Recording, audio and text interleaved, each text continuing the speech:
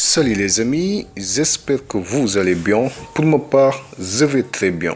Le pouvoir est l'aphrodisiaque suprême, disait Henry Kissinger, et nombreux sont les présidents qui ne peuvent plus s'en passer, arrivés à la tête de leur pays par coup d'État ou par élection dite démocratique.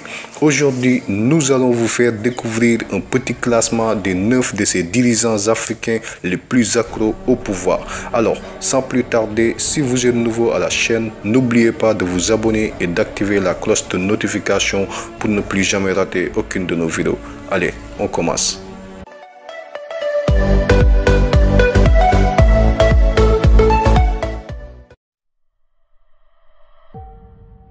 À la première place de ce classement, on retrouve Théodore Obiang Nguema. Né le 5 juin 1942, c'est un militaire et homme d'État équato-guinéen, actuel président de la République de Guinée équatoriale depuis 1979. Il est souvent qualifié de dictateur. Arrivé au pouvoir le 3 août 1979, après avoir renversé son oncle Francisco Mathias Nguema, cela fait plus de 30 ans qu'il dirige ce pays. Aujourd'hui, âgé de 77 ans, cet ancien militaire n'est pas prêt à céder sa place. José Eduardo dos Santos est né à Luanda le 28 août 1942. C'est un homme d'État angolais, président de la République d'Angola de 1979 à 2017 et président du mouvement populaire de libération de l'Angola. Cet ancien ingénieur du pétrole et militant contre les colons portugais est parvenu à hisser au sommet de ce pays par désignation après la mort d'Agostinho Neto le 10 septembre 1979. Avec 34 ans de règne à la tête de l'Angola, José Eduardo dos Santos fut succédé par João Lourenço depuis le 26 septembre 2017.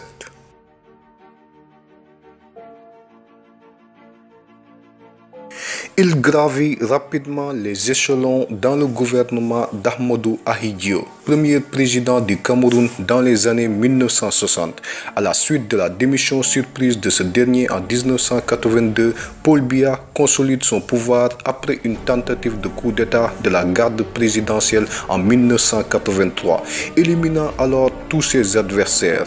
Paul Biya s'est accroché au palais détenu depuis 37 ans grâce à la levée de limitation de mandat en 2008 et à l'opposition qui peine à se rassembler autour d'une candidature unique. Paul Biya semble se diriger vers une présidence à vie.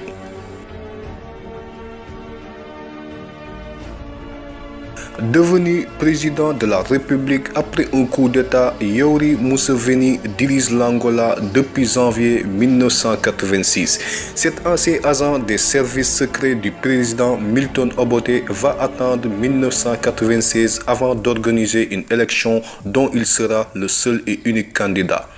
Fils d'un jeune riche propriétaire terrien, il est lui-même considéré aujourd'hui comme un millionnaire en dollars. Après 28 ans de pouvoir et une fortune non négligeable, il envisage de céder sa place, mais à son fils, Muhoozi Kainerugaba.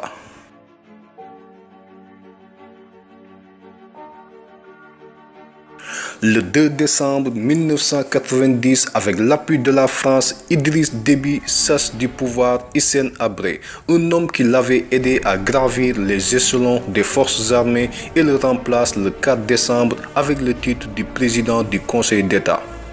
Officiellement président de la République du Tchad le 28 février 1991, Idriss Déby Itno va instaurer le multipartisme sous le regard fier de son soutien européen, mais va s'ensuivre des accusations de détournement à des fins militaires ainsi que des violations des droits de l'homme. En 23 ans de pouvoir, Idriss Déby Itno a souvent vu son gouvernement se fragiliser sans jamais être renversé.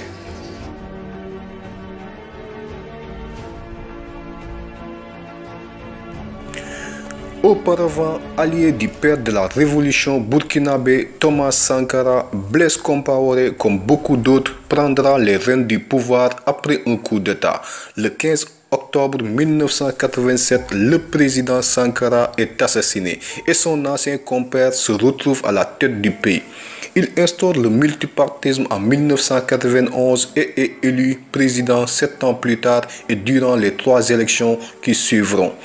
Il fut succédé par Isaac Zida en 2014, puis Michel Kafandou en 2015 et Roch-Marc Christian Kaboré qui est l'actuel président du Burkina Faso.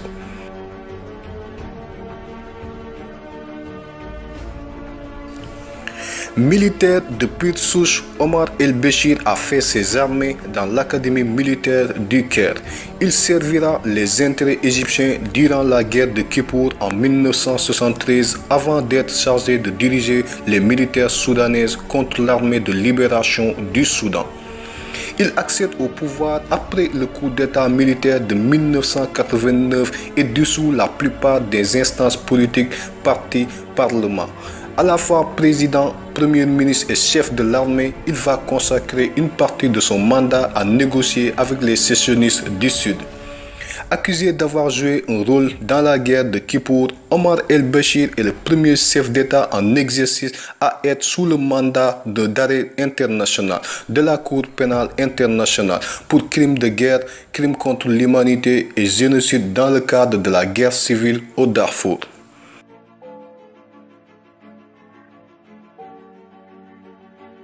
Avant-dernier, mais non le moindre, Isaias Afwerki, militant de l'indépendance érythréenne face à l'Éthiopie. Il ne va obtenir gain de cause qu'en mai 1993.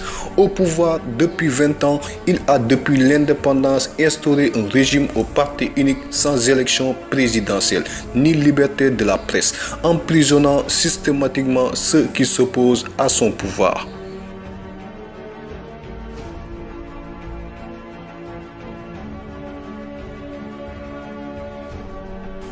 Après de nombreux postes au sein du gouvernement algérien, Abdelaziz Bouteflika est élu en 1999 comme président de la République algérienne.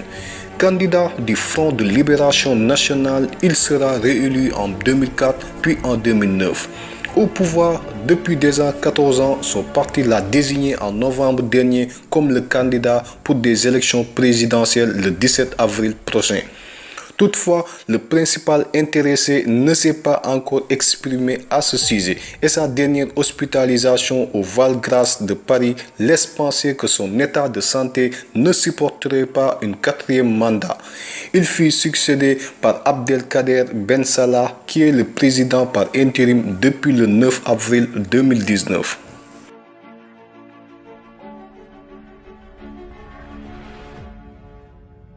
Allez les amis, c'était tout pour aujourd'hui. J'espère que cette vidéo vous a beaucoup intéressé. Si c'est le cas, lâchez des pouces bleus en l'air et n'oubliez pas de vous abonner à la chaîne si vous êtes nouveau et d'activer la cloche de notification pour ne plus jamais rater aucune de nos vidéos.